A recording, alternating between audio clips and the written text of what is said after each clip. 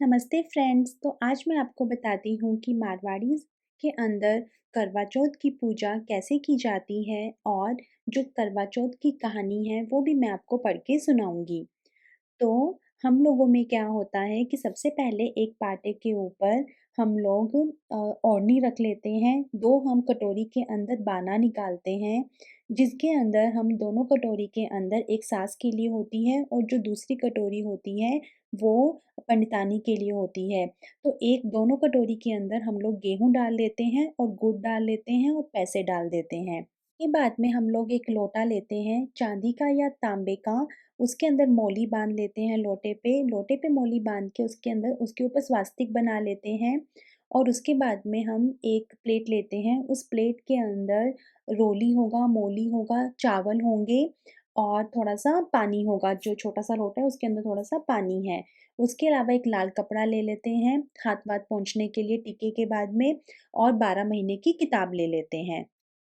ये तो हो गई तैयारी। अब मैं आपको बताती हूँ कि पूजा कैसे की जाती है।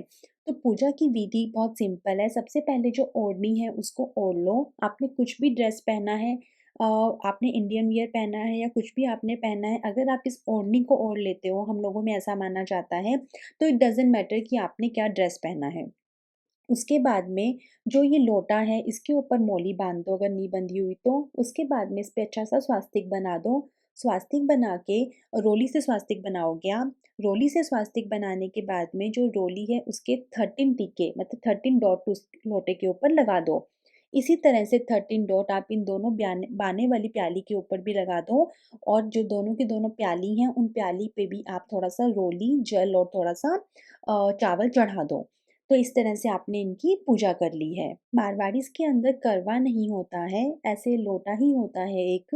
अब हमें क्या करना है कि हम 13 गेहूँ के जो दाने हैं, उनको हम अपने हाथ में ले लेंगे और उसके बाद में हम कहानी सुनेंगे। वो कहानी सुनने के बाद में आपको लोटा और वो 13 गेहूँ के जो दाने हैं, वो इस प्लेट के अंदर रख लेना है और रात को वो पहले 13 गेहूँ के दाने अर्घ में देंगे। उसके बाद में लोटे से अर्घ देंगे और जो भी आपने शाम को मीठा बनाया होगा, वो भी थोड़ा-सा वहाँ पे भगवान को मून को चढ़ाएँगे और इस तरह से ये हमारा जो व्रत है, वो संपूर्ण होता है। अब मैं आपको कहानी सुनाती हूँ। तो पहले मैं आपको करवा चौथ की कहानी सुनाऊँगी, उसके बाद में हम विनायक जी की कहानी सुनेंगे। मारवाड़ीज़ के अंदर जब भी किसी व्रत के बाद में कहानी सुनते हैं, तो उसके बाद में विनायक जी की यानी कि गणेश जी की कहानी सुनना अनिवार्य होता है। तो करवा चौथ की कहानी। एक साहूकार के 7 बेटा, 1 बेटी थी। सातों भाई बहन ने साथ लेकर जिमता। कार्तिक लागत की चौथ आई, भाई आपनी बहन ने बोलिया कि आजा बाई जी मैं। बहन बोली आज तो मेरो करवा चौथ को व्रत है, सो चांद उगने से ही जीमूंगी। भाई सोचा कि बहन भूखी रहेगी, सो एक भाई दियो लायो, एक भाई चालनी लेकर टिबाक और होकर दियो चास कर चांदनी ढक दी और कहो कि बहन चांद उगायो, अर्घ दे दे। बहन भाभिया ने आकर बोली कि आवो अर्घ देवा। भाभिया बोली कि भाई जी थारो चांद उग्यो है, म्हारो तो रात ने उगसी। बहन अकेली ही अर्घ देकर भाया का साथ जीमन बैठ गई।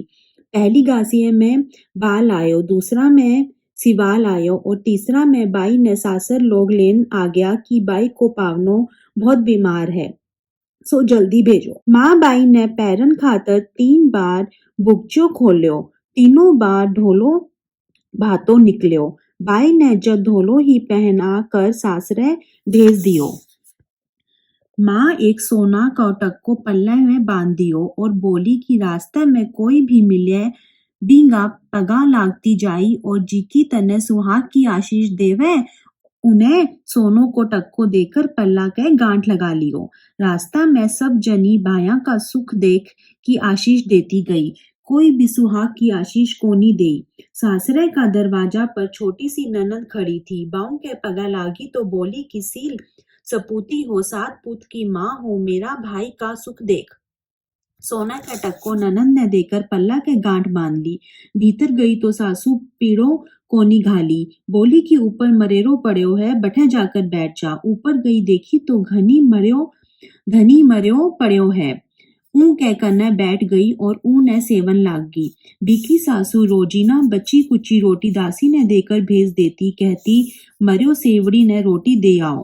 थोड़े दिन बाद मंगसिर की चौथ आई और बिना बोली करवो ले।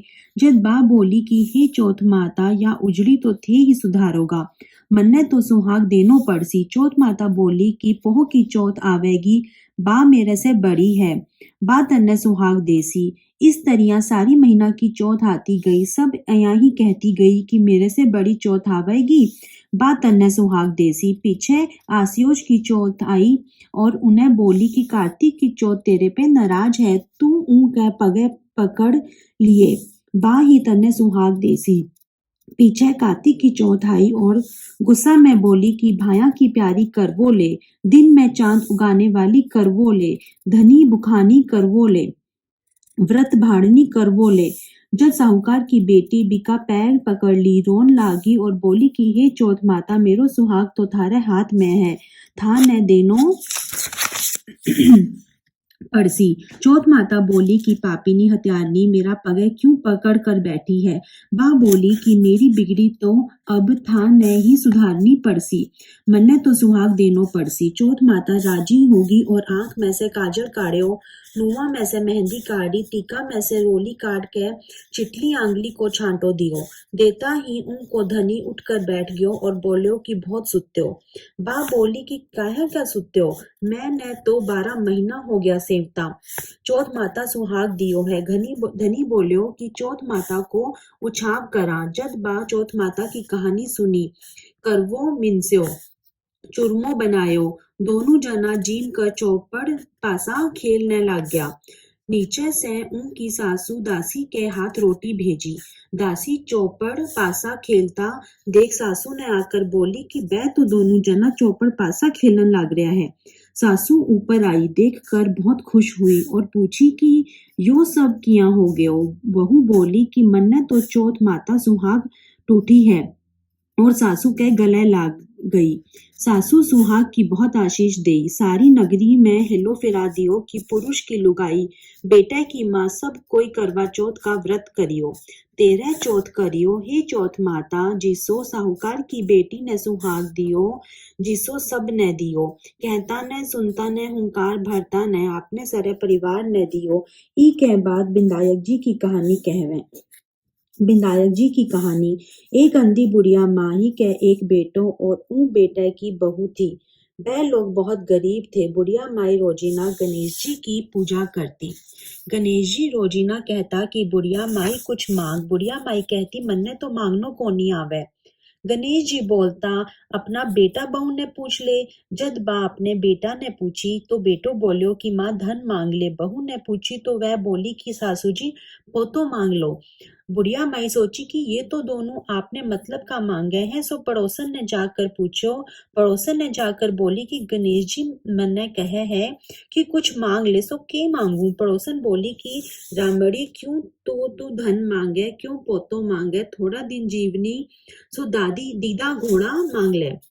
घर आकर बुढ़िया माई सोची कि बेटा बहू राजी होवे जी की भी मांगनी चाहिए, आपन का मतलब की भी मांगनी चाहिए। दूसरा दिन गणेश जी आया, बोला कि कुछ मांग।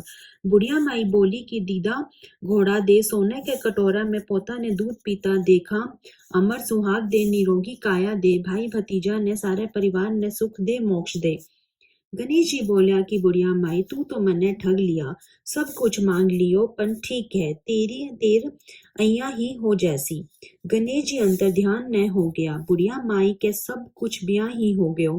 हे गणेश जी महाराज, जिसो बुढ़िया माई ने दियो उसो सब ने देयो, कहता ने सुनता ने अपने सारा परिवार ने देयो। उसके बाद में रात को चाँद निकलने के बाद में अर्घ देके खाना खा लेते हैं, अपने पति को प्रणाम करते हैं और उनके पैर छूते हैं। और हम लोगों के अंदर छलनी से नहीं देखा जाता है। मुझे भी नहीं आइडिया था, पर मैंने अपनी मम्मी को देखा है कि हम लोगों के अंदर छलनी वाला नहीं होता है। तो इस तरीके से मारवाड़ीज़ के अंदर एकदम सिंपल तरीके से करवा चौथ के व्रत की कैसे तैयारी की जाती है, कैसे कथा सुनी जाती है और कैसे व्रत किया जाता है, वो मैंने आपको यहाँ पे सारा शेयर किया।